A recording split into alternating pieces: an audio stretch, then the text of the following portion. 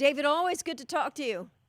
Pleasure to be with you. And thanks for taking the time because I know you're out there on the road. But Mayor Bloomberg makes it official. He started a new super PAC to try to influence who wins, who loses in November. And we know we're talking millions and millions of dollars.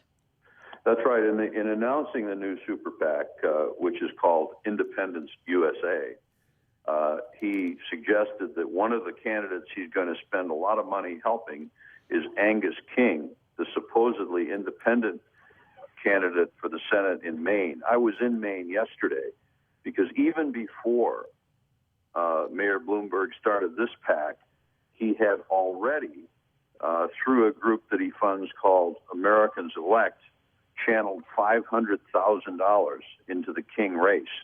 King started out 35 points ahead. He's now tied with the Republican Charlie Summers.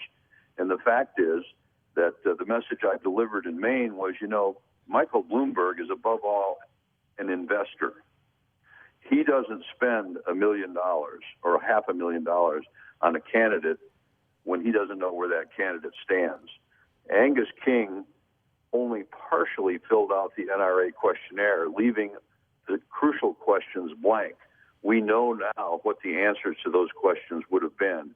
He is and will be, if he's elected, in Michael Bloomberg's pocket. And the mayor is trying to put some other politicians in his pocket as well. And as you said, Bloomberg's an investor. He's looking for a return.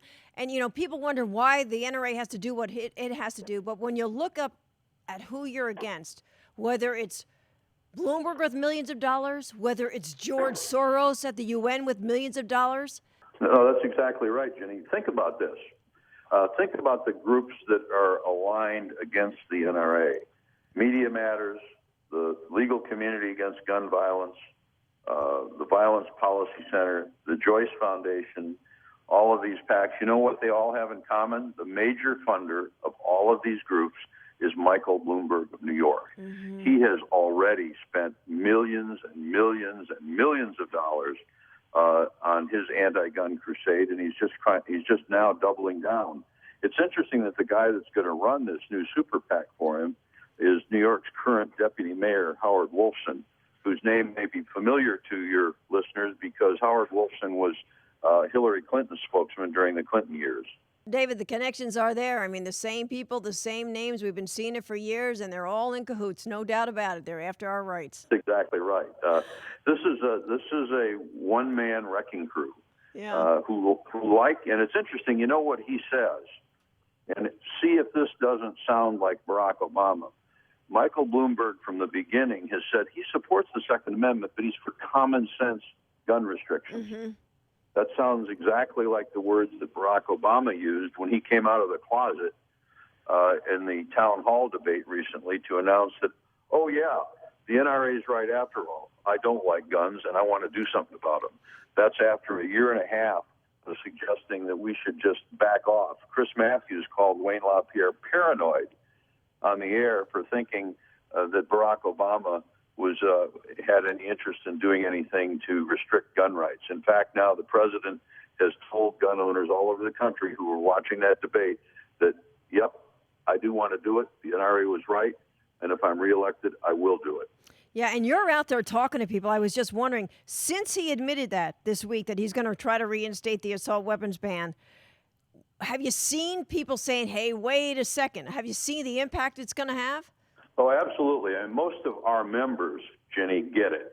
And I think most gun owners get it, but they didn't really have the sense of urgency that they now have because they've lived through the last 4 years. And while they know that Barack Obama is probably the most anti-gun president we've ever had, they're a little bit comforted by the fact that he hadn't acted on that impulse during those 4 years. We've been telling him maybe he hasn't. It's because he couldn't, because we had the votes in the Congress.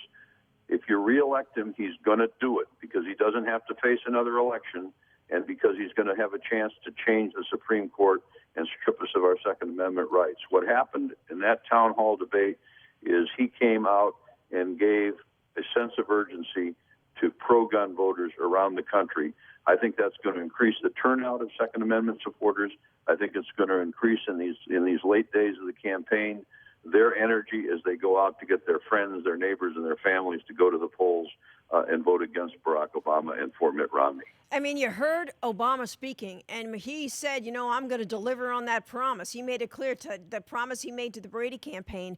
But That's exactly right. And you know what's so amazing about this president? This is a guy who has been involved in the anti-Second Amendment crusade since before he ever ran for office, when he was on the board of the Joyce Foundation back in Chicago. He has been involved the entire time. And what he said on that stage, remember what he said. He gave the distinct impression that what he wanted to do was ban guns, as he put it, designed for the battle theaters, military weapons, fully automatic weapons that spray bullets all over the place. He gave the same impression that other anti-gun people have given. And he knows full well that that's a lie. Yeah. He knows full well that the Clinton gun ban had nothing to do with automatic weapons. Automatic weapons have been restricted and are not available on the open market and haven't been since 1934. Yeah. The Clinton gun ban is designed to stop the sale and production of semi-automatic sporting arms that the sponsors of this kind of legislation don't like because they're ugly. It was allowed to expire because it didn't work. It was allowed to expire because the Congress realized that it had become a symbol in the minds of Second Amendment believers of what the government would do in its mindless opposition to the Second Amendment if led by people like Bill Clinton and now by Barack Obama. Mm-hmm. So the amazing thing is the audacity with which this man stood on the stage and made these statements. Yeah, and I mean, if you had any doubt, I mean, he made it clear, and I know we're talking about Bloomberg having all this money, but I think you also made a very good point when you were up there in Maine talking to the newspaper up there, that the times are changing when it comes to the Second Amendment. Absolutely changed. When they first announced this super PAC, they talked to the Bloomberg people, and Wolfson talked about how they didn't want to get into the names of the people they were going to support. A lot of the Bloomberg money is channeled into groups that sound innocuous on the surface. You know what you've got, and the reason that Barack Obama did not want over the last year and a half to mention his desire to strip us of our Second Amendment rights is because they know that the world has changed. They know this is not 1970. They know this is not 1975. The fact is that support for gun rights is greater in this country than it's ever been in our history. You know, Jenny, when we went into the Wisconsin recall election of Scott Walker and in support of him, on Election Day we commissioned a poll. And we asked voters in that state, and remember, Wisconsin is not a right-wing state. We asked voters, do you agree with the principles and goals of the National Rifle Association? And 45% of everybody that voted in that election had a very simple answer to that question. It was yes. Mm-hmm. Yeah. And, you look at these swing states, and Obama needs to win undecided voters in these states to get reelected. But many of these areas, guess what? A lot of the folks there are pro-gun. That's exactly right. And a lot of the folks that he offended standing on that stage are union members who hunt. Yep. They're Democrats who are pro-NRA. They're independents. They're undecided voters who might like him on other issues, but share one thing in common.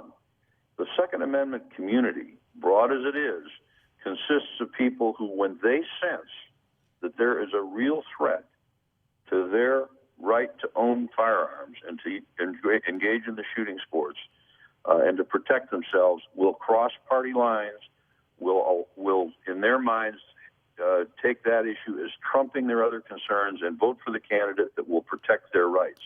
And what Barack Obama did on that stage was tell them, you may agree with me on my tax policy, you may agree with me on things that I've done, but I'm going to do something that's going to come right into your living room and take your rights away from you. So how does that sit with you? Yeah, it won't sit well. No, and you're so right about the union members. I remember when you all sent me up to the coal mines talking to those guys, and they'll look right at you. They'll say, I don't care whether I'm a Democrat, my Second Amendment, my individual rights come first, and that's what's most important come November. We got another debate on Monday, and then it's right into the election. That's exactly right. All righty. Thanks so much, David, as always. Anytime. I'm back to work today. I'm in New Hampshire, bringing the NRA endorsement to candidates here, the gubernatorial candidate, the two congressional candidates, and I'll be doing the same thing through November 6th, but you can always reach me on the road. And there's no question, supporters are working nonstop for the NRA around this country to get out the vote and make sure people show up. That's exactly right.